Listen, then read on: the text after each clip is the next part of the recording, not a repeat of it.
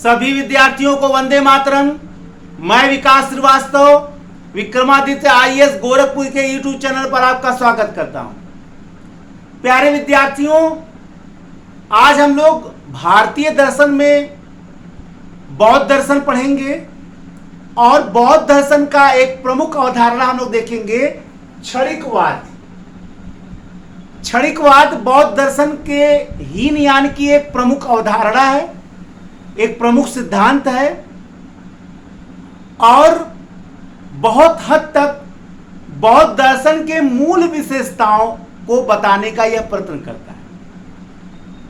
चूंकि महात्मा बुद्ध की मूल विचारधारा यह थी, सत्ता स्थिर नहीं है, सत्ता परिवर्तनशील है। इस जगत का समस्त चीज जो है वो परिवर्तनशील है, अनित्य है और सत्ता एक प्रवाह मात्र है।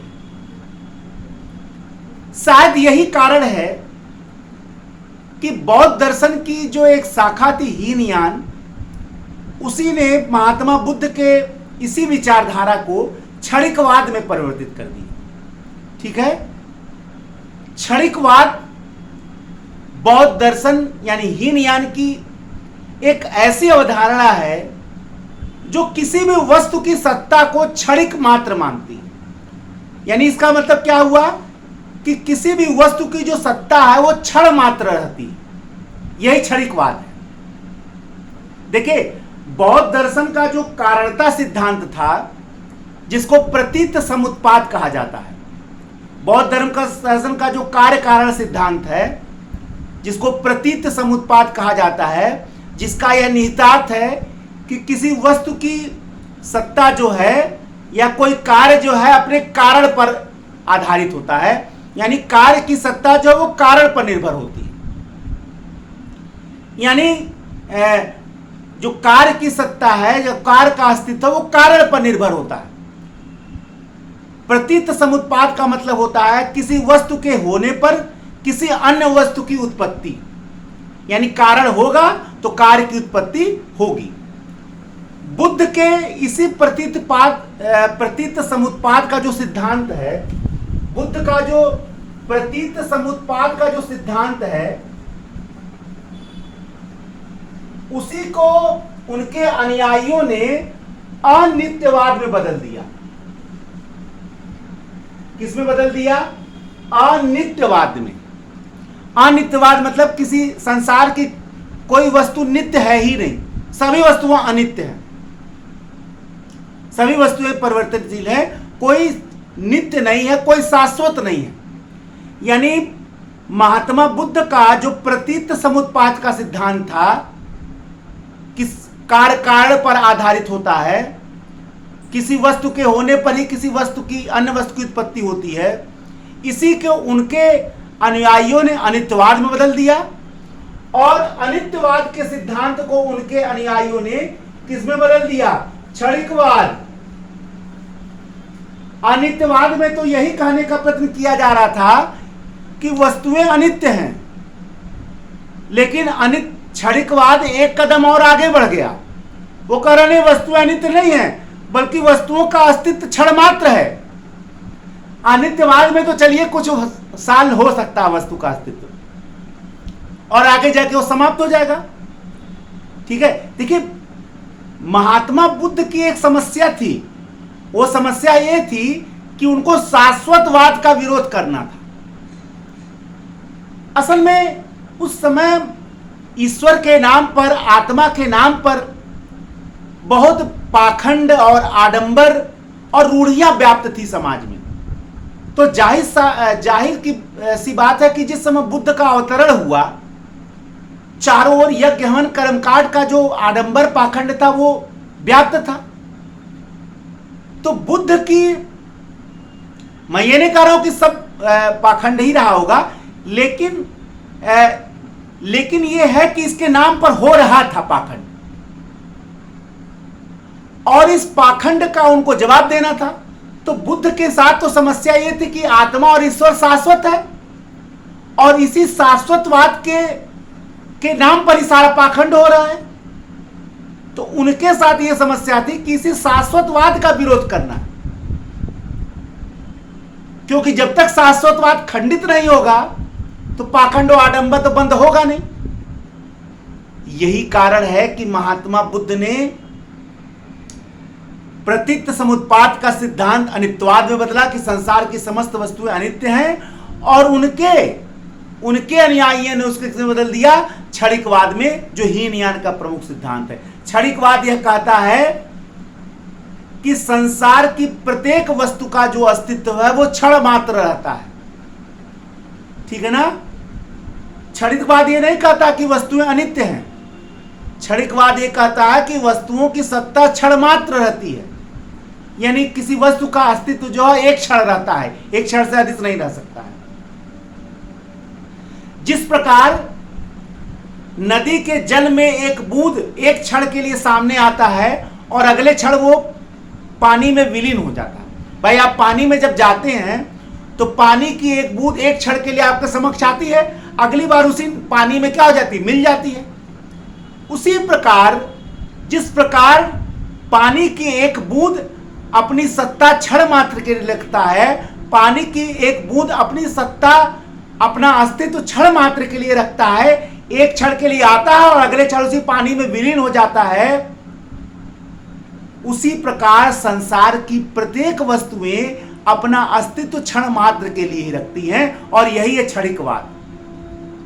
अच्छा, बौद्ध दार्शनिकों की एक खूबी यह थी कि उन्होंने क्षणिकवाद को तर्कतः सिद्ध किया, तर्कतः सिद्ध किया, तर्क के आधार पर सिद्ध किया, और उन्होंने उसके लिए एक तर्क दिया है जिसको कहा जाता है अर्थ क्रिया कारित्व। अर्थ क्रिया कारित्व का उन्होंने सिद्धांत दिया है, और अपने इसी अर्थ क्रिया कारित्व के सिद्धांत के आधार पर बौद्ध दार्शनिकों ने क्या किया है, क्षणिकवाद को सिद्ध किया है। अर्थ क्रिया कारित्व, अर्थ क्रिया कारित्व। अर्थ क्रिया कारित्व का मतलब क्या होता है? अर्थ क्रिया कारित्व का मतलब होता है किसी कार्य को उत्पन्न करने की शक्ति। अब यहां बौद्ध दार्शनिक तर्क देने जा रहे हैं, किसका, कि क्षणिकवाद कैसे सत्य है। उसके लिए उन्होंने अर्थ क्रिया कारित्व का सहारा लेते हैं। अर्थ क्रिया कारित्व, देखिए अर्थ क्रिया कारित्व, अर्थ क्रिया कारित्व का मतलब क्या होता है, किसी कार्य को उत्पन्न करने की शक्ति। और इसके बाद बौद्ध दार्शनिक लिखते हैं, बौद्ध दार्शनिक इसके बाद क्या लिखते हैं, अर्थ क्रिया, तर्क देते हुए क्या लिखते हैं, अर्थ क्रिया कारित्व, अर्थ क्रिया कारित्व लक्षणम सत्य, लक्षणम सत्य। बौद्ध दार्शनिक ये कहते हैं कि अर्थ क्रिया कारित्व जो है वही सत्यता यानी सत्ता की का लक्षण है। यानी किसी वस्तु की सत्ता तभी तक मानी जा सकती है जब तक उसमें किसी कार्य को उत्पन्न करने की शक्ति विद्यमान हो।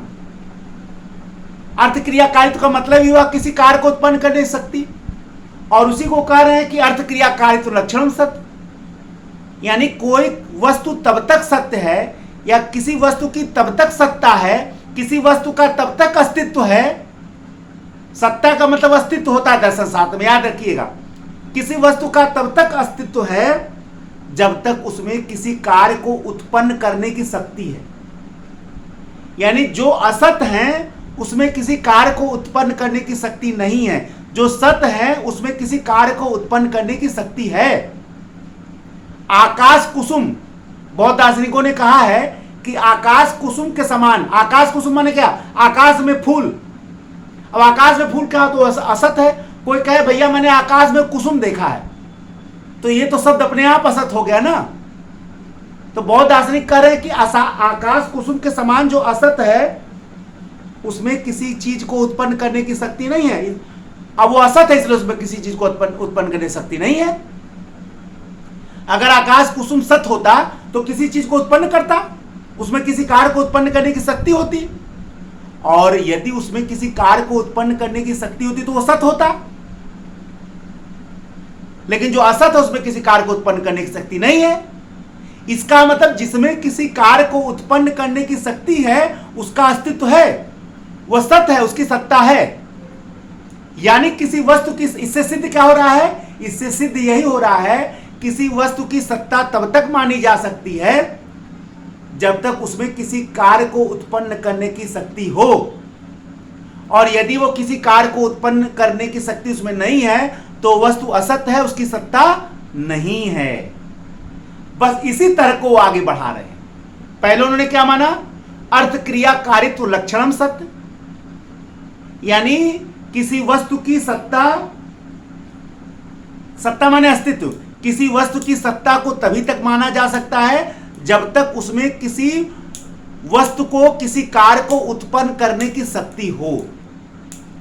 इससे यह सिद्ध हो रहा है कि अगर कोई वस्तु किसी कार्य को उत्पन्न कर सकती है तो वो सत्य है, उसका अस्तित्व है, उसकी सत्ता है, और जब वो किसी कार्य को उत्पन्न नहीं कर सकती है तो उसकी सत्ता नहीं। अपने तर्क को आगे बढ़ाते हुए कह रहे हैं कि एक वस्तु से एक समय एक ही कार्य की उत्पत्ति होगी।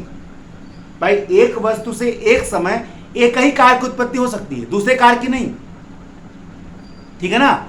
एक वस्तु से एक समय एक कार्य की उत्पत्ति होगी। इसका मतलब क्या हुआ कि एक वस्तु से एक समय एक कार्य की उत्पत्ति होगी और दूसरे समय दूसरे कार्य की उत्पत्ति होगी। उनका कहना है कि जब तक उस वस्तु का अस्तित्व का मतलब क्या हुआ कि उसमें कार्य उत्पन्न करने की शक्ति है, लेकिन वो ये भी कह रहे हैं कि एक वस्तु से एक समय एक कार्य उत्पन्न करने की शक्ति होती है। इसका मतलब क्या हुआ, एक वस्तु एक समय एक कार्य की उत्पत्ति करेगी और दूसरे समय दूसरे कार्य की उत्पत्ति करेगी। इसका मतलब क्या हुआ कि जैसे उस वस्तु ने दूसरे कार्य को उत्पन्न करने की प्रक्रिया प्रारंभ की, ठीक है, उस समय पहले वस्तु का अस्तित्व नहीं है। क्यों? क्योंकि जैसे ही एक वस्तु ने किसी कार्य की उत्पत्ति की, वो परिवर्तित होकर दूसरा वस्तु बन गया, ठीक है ना। उनका कहना क्या है कि एक वस्तु एक कार्य की उत्पत्ति करेगी एक समय में और अगले समय में दूसरे कार्य की उत्पत्ति करेगी, और जैसे दूसरे कार्य की उत्पत्ति का समय आया तो पहले वस्तु का अस्तित्व समाप्त हो गया। क्यों? क्योंकि एक वस्तु एक समय एक ही कार्य की उत्पत्ति कर सकती है, दूसरे समय वो दूसरे कार्य की उत्पत्ति नहीं करेगी, दूसरे समय वो वस्तु दूसरी हो गई है। यानी क्या समझाना चाह रहे बौद्ध दार्शनिक यही समझाना चाह रहे हैं कि जैसे ही उस वस्तु ने एक कार्य को उत्पन्न किया, तुरंत वो परिवर्तित होकर दूसरा वस्तु बन गया। अब आप क्या समझते हैं? आप तो यही समझते हैं ना कि एक वस्तु एक समय में एक कार्य को उत्पन्न किया और वही वस्तु दूसरे समय में दूसरे कार्य को उत्पन्न किया। बौद्ध दार्शनिक कह रहे हैं ये नहीं सही है।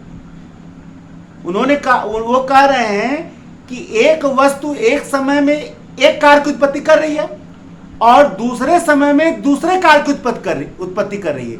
इससे यह सिद्ध हो रहा है कि जैसे ही वह वस्तु दूसरा कार्य उत्पन्न करने जा रही है, उस समय पहले वस्तु का अस्तित्व नहीं है। क्यों? क्योंकि जैसे उस वस्तु ने पहले कार्य को उत्पन्न किया, वो परिवर्तित होकर दूसरा वस्तु बन गई, और जब दूसरे कार्य की उसने उत्पत्ति किया तो वो दूसरी वस्तु थी।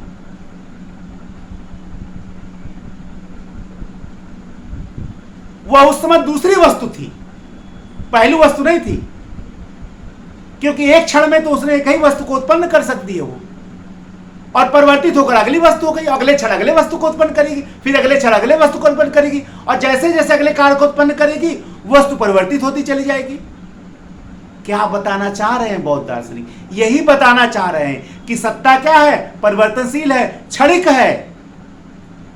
एक क्षण में उसने एक वस्तु को उत्पन्न किया, परिवर्तित होकर दूसरी वस्तु हो गई, अगले क्षण उसने दूसरे कार्य को उत्पन्न किया, परिवर्तित होकर दूसरी वस्तु हो गई, अगले क्षण उसने अगले कार्य को उत्पन्न किया, परिवर्तित होकर तीसरी वस्तु बन गई।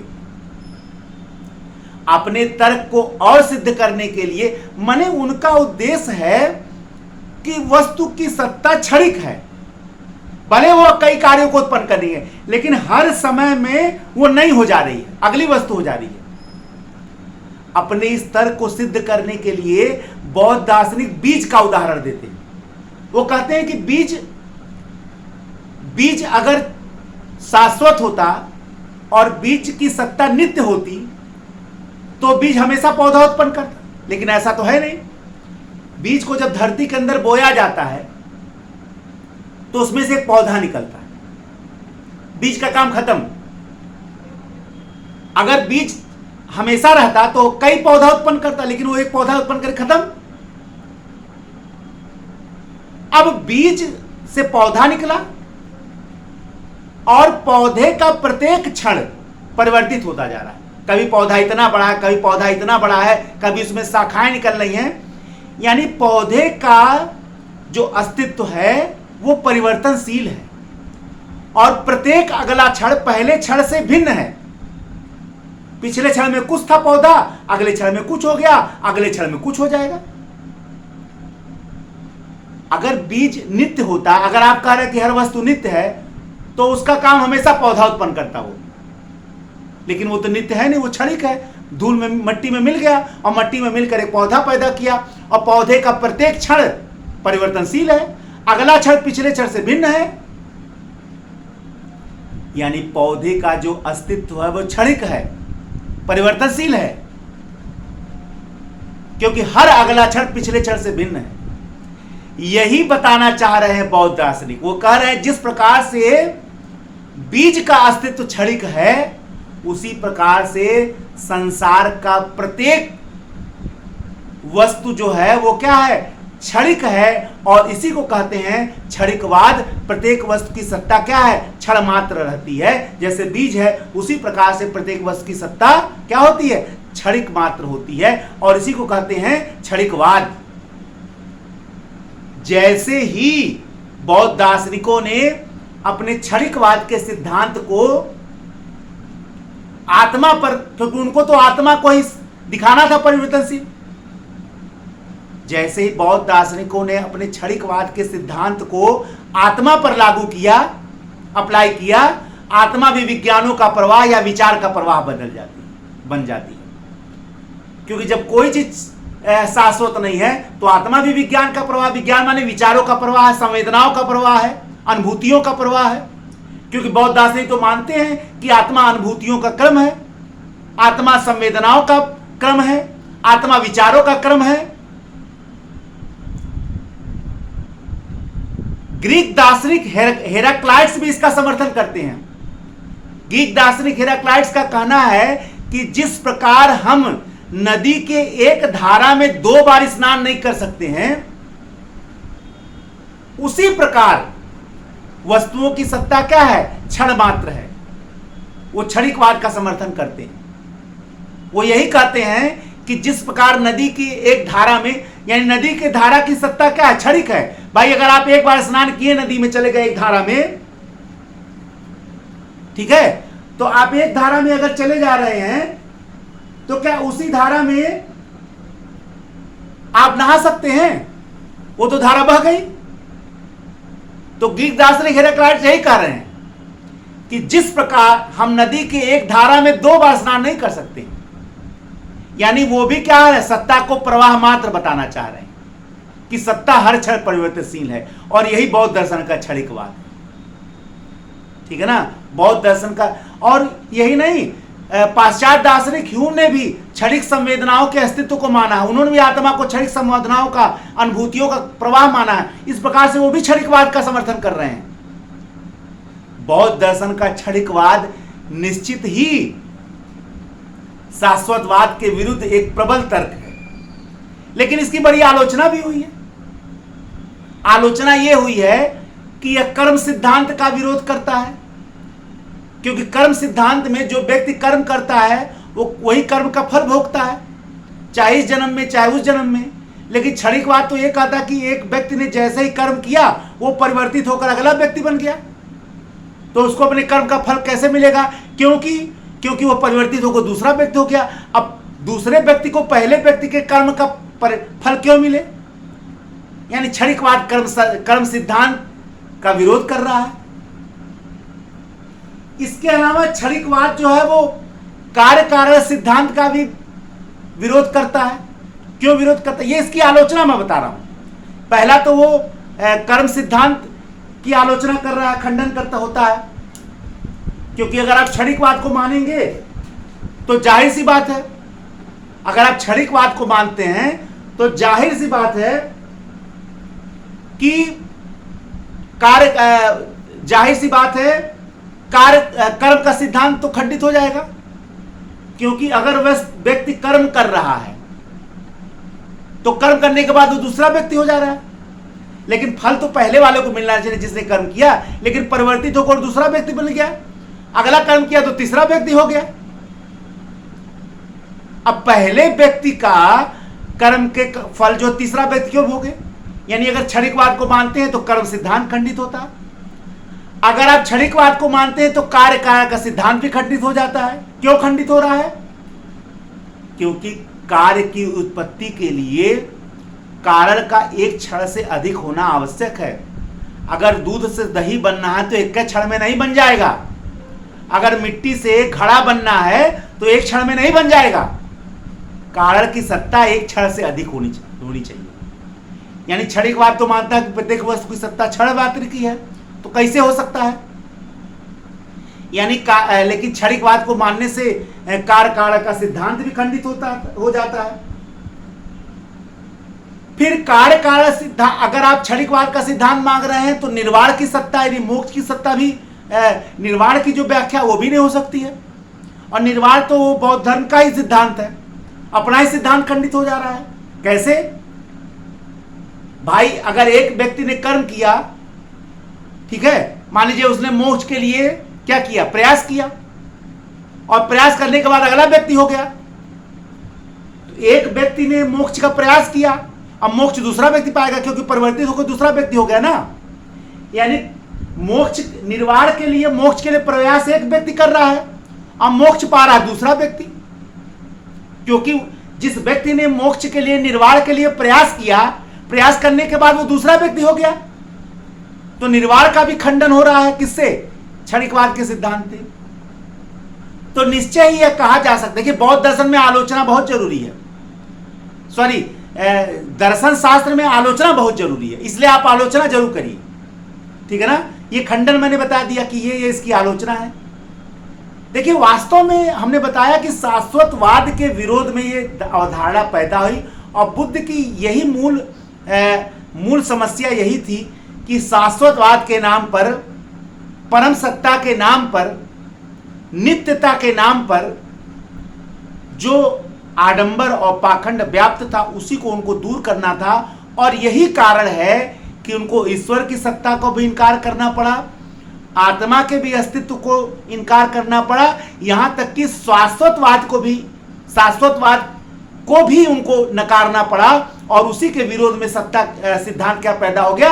क्षणिकवाद की सत्ता जो है वो शाश्वत नहीं है, बल्कि वस्तुओं की सत्ता क्या है? क्षण मात्र है, ठीक है ना। भले ही इस दर्शन पूर्ण रूप से व्याख्यायित ना हो पाया हो, भले ही अवधारणा पूर्ण रूप से सत्य ना हो, लेकिन ज्ञान मीमांसा और तत्व मीमांसा के क्षेत्र में निश्चित ही इसने नई प्रवृत्ति का, क्षणिकवाद के यह सिद्धांत जो है, चाहे वो ज्ञान मीमांसा हो चाहे तत्व मीमांसा में हो, उसके क्षेत्र में एक नया आयाम तो इसने जोड़ा ही जोड़ा, ठीक है ना। तो ये रहा बौद्ध दर्शन का एक प्रमुख सिद्धांत क्षणिकवाद, जो मैंने आज व्याख्यायित किया। मेरा उद्देश्य है कि दर्शन शास्त्र ऑप्शनल लेकर आईएएस की परीक्षा में जो भी विद्यार्थी बैठ रहे हैं उनको दर्शन शास्त्र का कॉन्सेप्चुअल ज्ञान मिले, अवधारणात्मक ज्ञान मिले, किताबी ना मिले। अब मेरा पूरा लेक्चर आप देख लीजिए, कहीं मैंने किताबी नहीं बनाया। हालांकि ज्ञान तो मैंने भाई जाहिर सी बात है नोट्स किताब पढ़कर ही लिया है, लेकिन आप देखेंगे कि मैंने अपने लेक्चर को किताबी नहीं बनाया। अपनी जो टूटी फूटी भाषा है उसी भाषा में आपको पढ़ाता हूं, क्योंकि मेरा मानना है कि समझना बहुत जरूरी है, और समझने के लिए औपचारिक भाषा से ज्यादा अनौपचारिक भाषा होना बहुत जरूरी है। और मैंने आपको अनौपचारिक भाषा में ही मेरे पूरे लेक्चर, जितने भी लेक्चर इस समय मौजूद हैं यूट्यूब पर, सब अनौपचारिक लेक्चर में ही होंगे। मैं बहुत ज्यादा बनावटी लेक्चर नहीं देता। कितना सफल रहा ये आप कमेंट के माध्यम से जरूर बताएं। मैं विकास श्रीवास्तव एक नए लेक्चर के साथ आपके समझ पुनः उपस्थित होऊंगा। तब तक के लिए जय हिंद, जय भारत, वंदे मातरम, धन्यवाद।